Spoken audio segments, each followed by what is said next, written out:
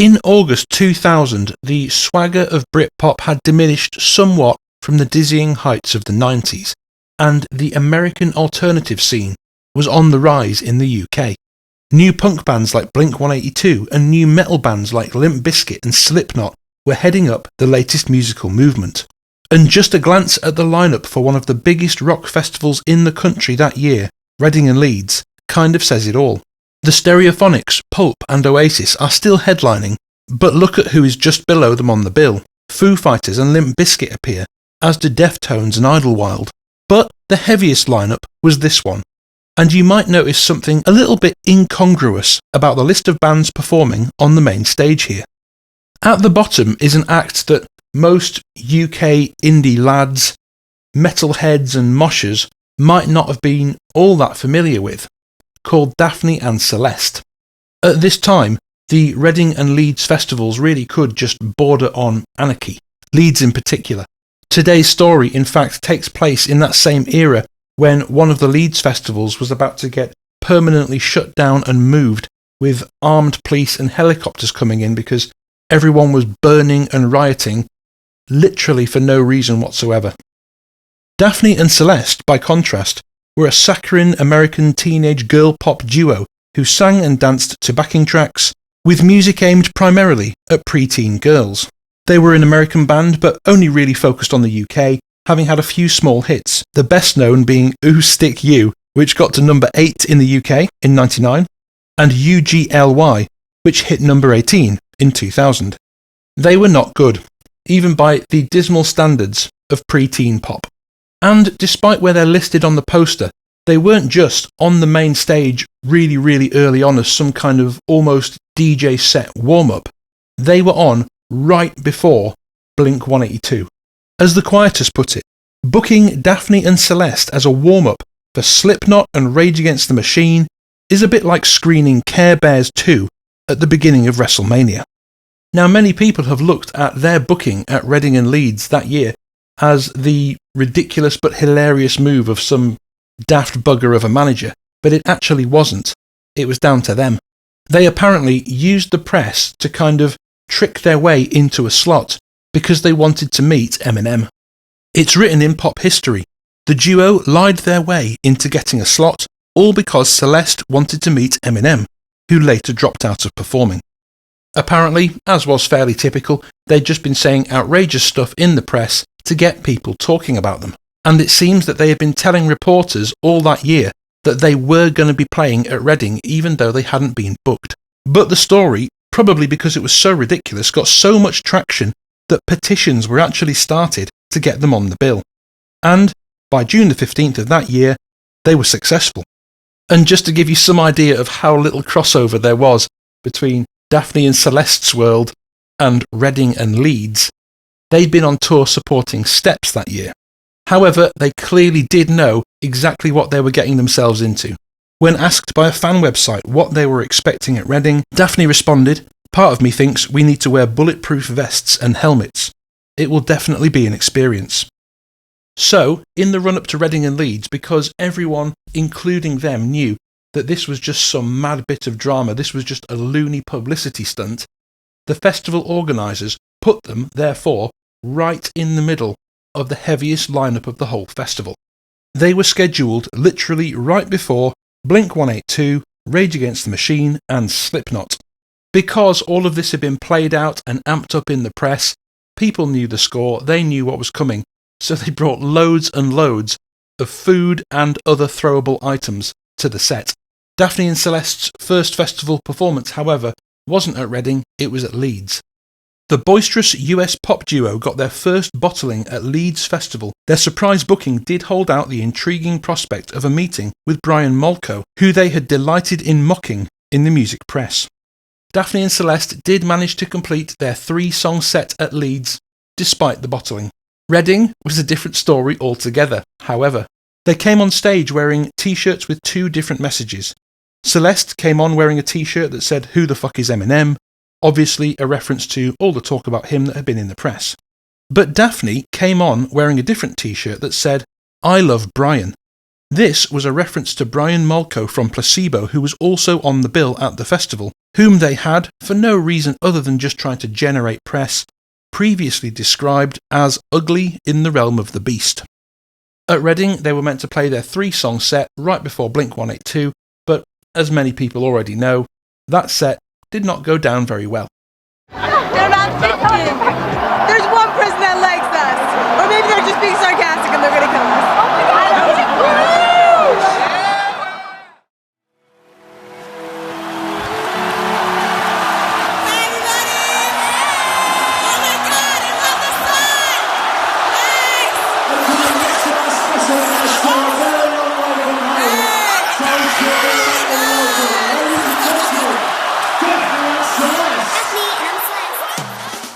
Here's how the BBC reported what happened.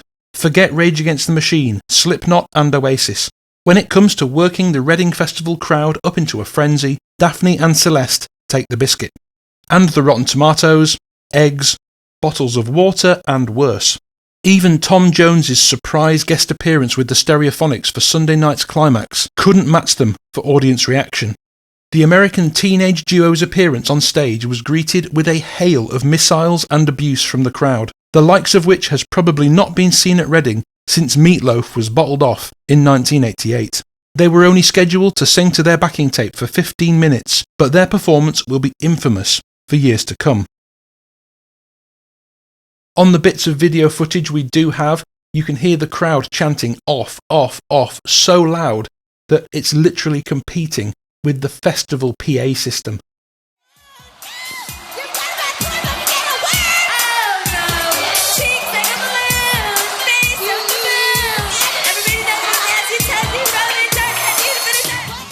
Here's how The Guardian reported it. Reading Festival 2000, and on the main stage one of the most punk rock performances in living memory is taking place. But it's not Rage Against the Machine or Slipknot, or any of the other supposedly punk acts on the bill. It's the pop duo Daphne and Celeste, 2 teenage girls who have gatecrashed the festival bill in order to sing chipmunk pop songs called Ooh Stick You and UGLY to a field of disgruntled metalheads. Faced with a barrage of bottles of urine and various other hurled items, shoes, clothing and even a bag of meat, the girls don't just refuse to leave the stage, but positively revel in the madness.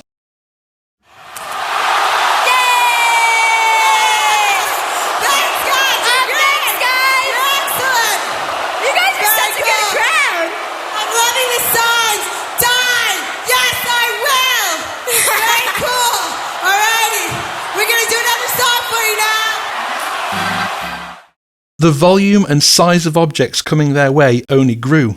Flares, camping chairs, a bag of meat and even a wheelchair were just some of the things recorded as having gone airborne during their mercifully short set. Daphne and Celeste ended up abandoning their set after just 2 songs because the crowd were turning violent. Just listen to the roar of rage, booing and yelling when they finish UGLY.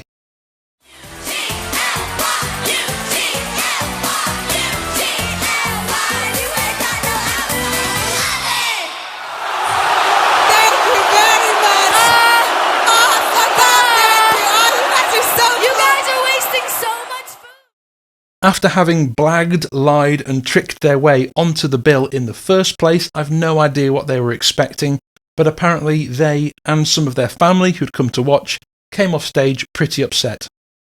I've got messages from people saying it was the most fun they'd ever had at a festival, Celeste said. After a bit of discussion, the duo agree there was something beautiful about the way so many people came together, united in their hatred of the band. Although maybe we'd feel differently if we got hit, laughs Celeste. Your mum did get hit, Daphne reminds her. Oh yeah, because of course we invited our families along, not thinking at all how it would be for them. When we came off, my sister was crying. It wasn't just bottles the girls were dodging. As Daphne points out, at Reading someone threw a wheelchair at them. It took like 3 people to get it up there, says Celeste. Someone lost their mobility because they hated us so much. Slipknot frontman Corey Taylor was actually in the audience with some mates at the time. And he said this about it in Ed Gamble and James Acaster's excellent podcast. The link is in the description if you'd like to listen to the whole thing. Yeah.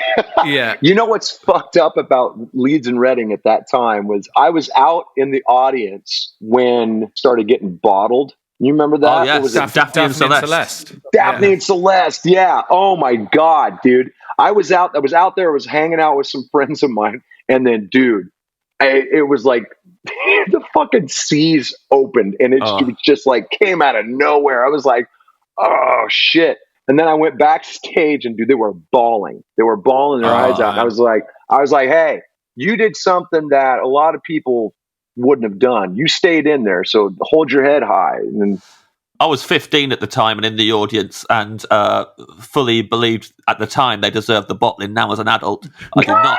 But well, if you told me as a 15-year-old, you know who's consoling them backstage right now? Corey Taylor. I'd be like, what? The fuck? Apparently, in fact, all three of the much heavier bands that were on right after them gathered round them and told them they were absolutely badass for persevering. After getting themselves together, Daphne and Celeste actually sat down and did an interview with a show called CD UK, where, fair play to them, they acted like they couldn't give a shit, they had a laugh, and they would be back. I'm here with Daphne and Celeste, have just come off stage at the Reading Festival in one piece, girls. Yes. It was good. I had a smile on my face the whole time. I thought it was so good. That was a good effort. I did see the big grins despite this stuff being chucked. I mean, what's it all about? It was cool that they were throwing stuff. It was pretty exciting, actually. I mean, to have people actually like hate you so much that they throw things at you repeatedly. You've had a good time at the festival. Yeah, You're gonna come back. All in all, it's cool. If Eminem comes next year, my ass is here again. Okay. Hey, yeah, I mean, it was a cool experience, Maybe we'll become a regular here at the Reading Festival. Well, enjoy the rest of the festival. Have a wander around. And we'll maybe see you here again. Okay. All right, cheers. Bye. And so ended what I consider one of the funniest gigs in UK history. But am I being a bastard here? Was this genuinely hilarious, or was it a callous, cold-hearted, mindless act of bullying? I don't think so. Daphne and Celeste knew exactly what they were getting themselves in for, as shown by their comments in the run-up to the festival. They, no doubt with the involvement of their management, engineered this through the press. They did it on purpose. But here's the thing. Had they not played Reading and Leeds, Daphne and Celeste would have been just another unremarkable pop duo that faded away into obscurity after one or two minor hits.